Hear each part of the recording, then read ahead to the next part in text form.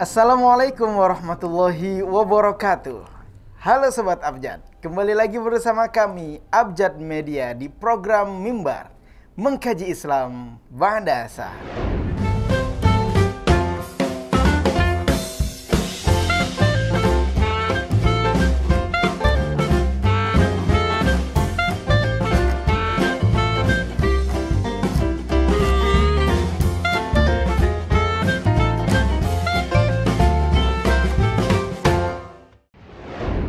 Sobat Abjad, sebelum kami lanjut pembahasan kita pada kali ini, saya mau mengingatkan kepada kawan-kawan semua, bagi kawan-kawan semua yang menonton video ini, jangan lupa tuh untuk pencet tombol like, comment, and subscribe-nya, dan juga loncengnya ya dinyalain biar supaya apa?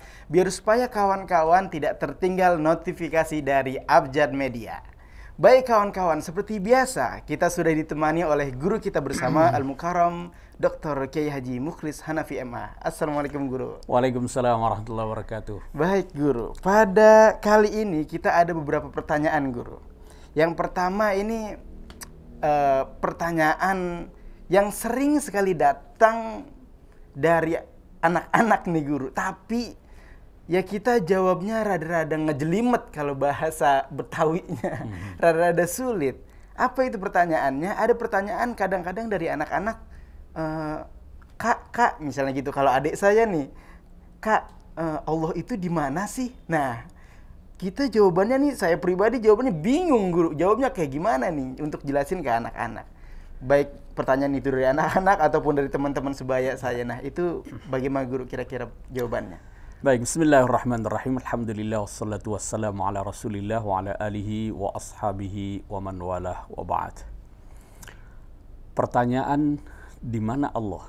Nah, saya kira itu wajar ya muncul karena rasa ingin tahu orang. Ya. Walaupun sesungguhnya pertanyaan itu tidak pantas kalau kita arahkan kepada Allah Subhanahu wa taala ya. Atau pertanyaan itu terkait dengan di mana Allah Subhanahu wa taala, sebab kata di mana itu kan berarti menunjuk arah ya, menunjuk tempat. Sementara kita tahu Allah Subhanahu wa taala itu memiliki sifat yang namanya qadim. Qadim itu artinya huwal awal. Allah itu tidak berpermulaan ya, dia yang ada pertama kali itu. Sedangkan makhluk-makhluknya termasuk arah, tempat, dan lain sebagainya itu belakangan. Ya. Jadi tidak pas kalau kita pertanyakan Allah itu di mana. Sebab di mana itu baru muncul belakangan. Allah sudah ada sebelum itu. Baik. Jadi tidak menempat gitu ya. Nah, satu hal yang perlu kita yakini ya, kalau kita bicara tentang di mana Allah itu, bahwa Allah itu tidak bertempat, karena Allah itu beda dengan kita ya, makhluk-makhluknya itu. Karena dalam satu ayat dikatakan laisa kamitslihi syai'un wa huwas samiul basir. Allah itu tidak ada yang menyerupainya ya. Nah, sebaiknya saya kira kalau itu tadi muncul dari anak-anak ya, atau siapapun yang bertanya ya, Allah itu di mana? Sebaiknya itu saya kira kita alihkan saja. Jangan mempertanyakan hakikat Allah Subhanahu wa taala. Kita hanya meyakini bahwa Allah itu wujud. Bahkan wajibul wujud. Itu saja. Nah, yang perlu kita arahkan itu adalah bagaimana mereka bisa mengenali bukti-bukti wujud Allah Subhanahu wa taala itu. Jadi kita arahkan kepada makhluk ciptaan Allah Subhanahu wa taala yang semua itu adalah bukti bahwa Allah itu ada. Allah itu wujud. Ya, jadi dalam satu ungkapan itu tafakkaru fil khalqi wala tafakkaru fil khaliq. Jadi mari kita berpikir, mari kita merenung tentang ciptaan Allah Subhanahu wa taala yang semua itu menjadi bukti bahwa Allah itu wujud. Allah itu esa, Allah itu maha kuasa dan lain sebagainya. Jangan lalu kemudian kita menelusuri bagaimana sih hakikat Allah itu, nggak akan nyampe. Ya. Saya kira itu. Bahkan saya dengar di Al-Quran juga ada Ar-Rahmanu 'alal 'arsy istawa. Nah, makna al-'arsy ini apa tuh Guru? Dan benarkah Allah itu bersemayam di atas 'arsy itu? Ya,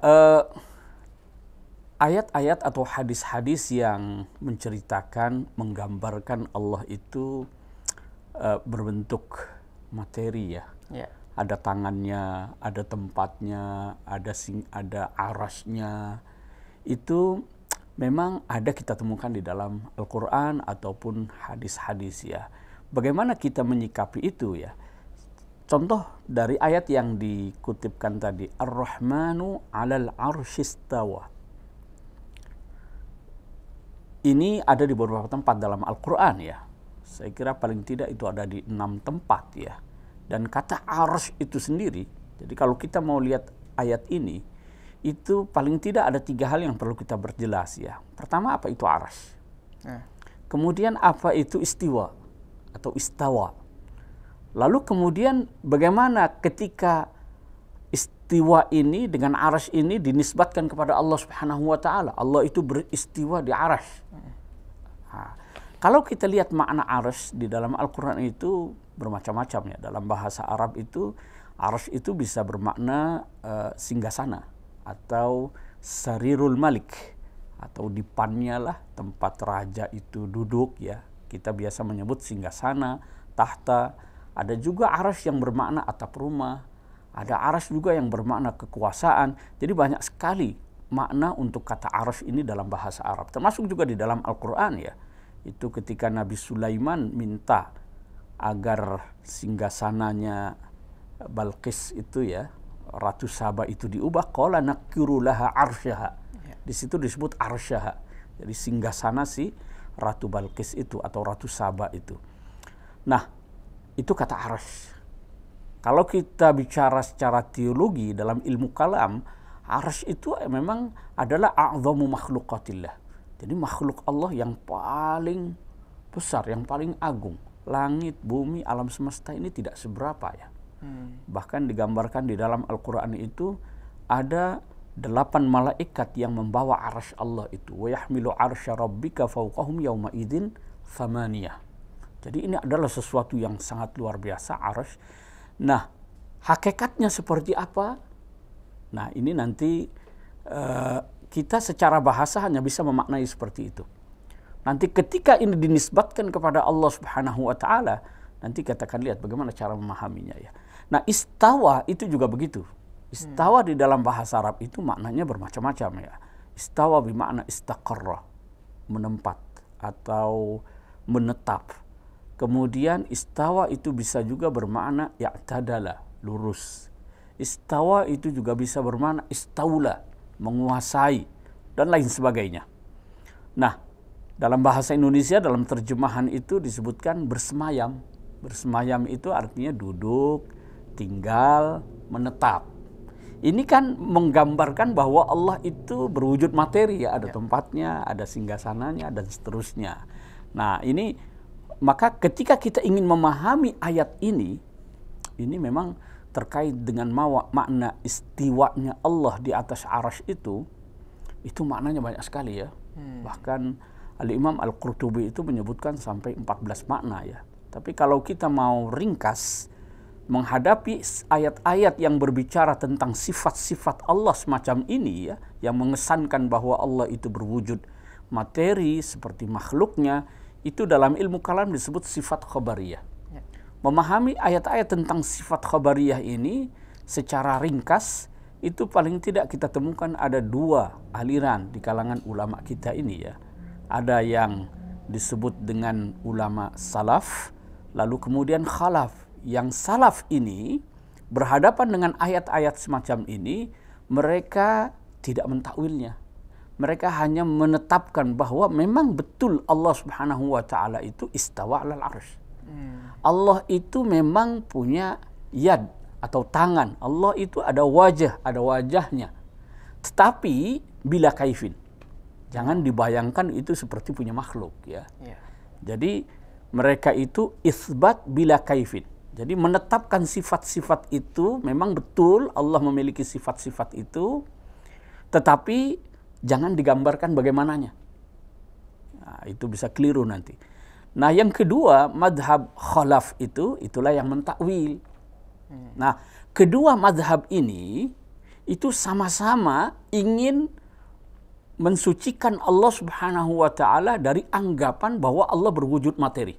Karena sekali lagi mereka ini bersepakat laisa kamitslihi syai'un wa huwas samiul basir. Hanya saja yang satu itu memang memaknai apa adanya sesuai yang tertera dalam Al-Qur'an maupun hadis. Yang satu itu berusaha mentakwilnya sesuai dengan yang layak bagi Allah Subhanahu wa Ta'ala.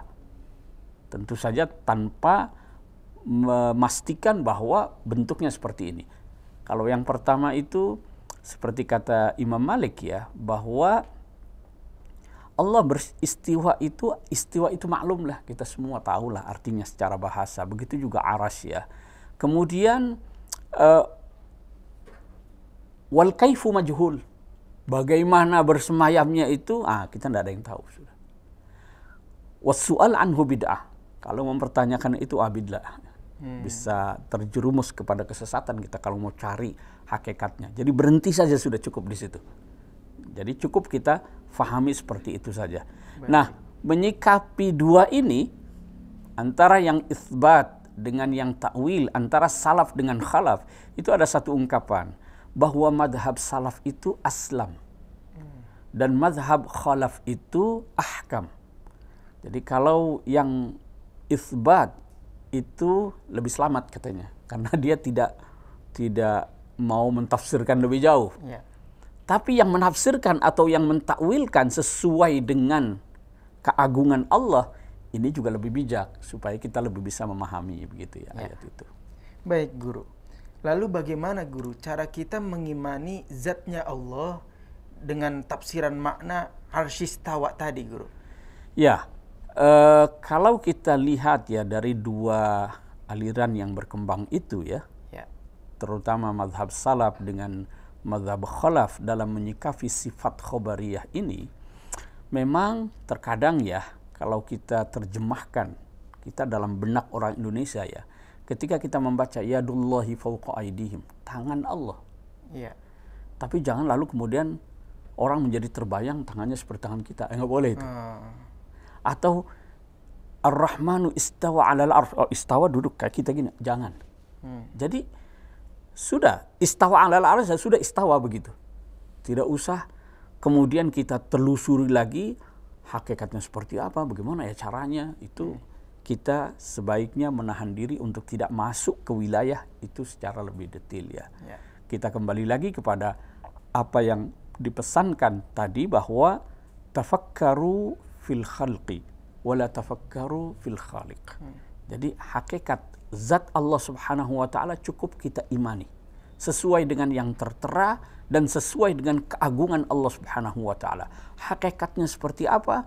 Karena ini termasuk masalah ghaibiyah, hakikatnya kita serahkan sepenuhnya kepada Allah Subhanahu wa Ta'ala. Baik.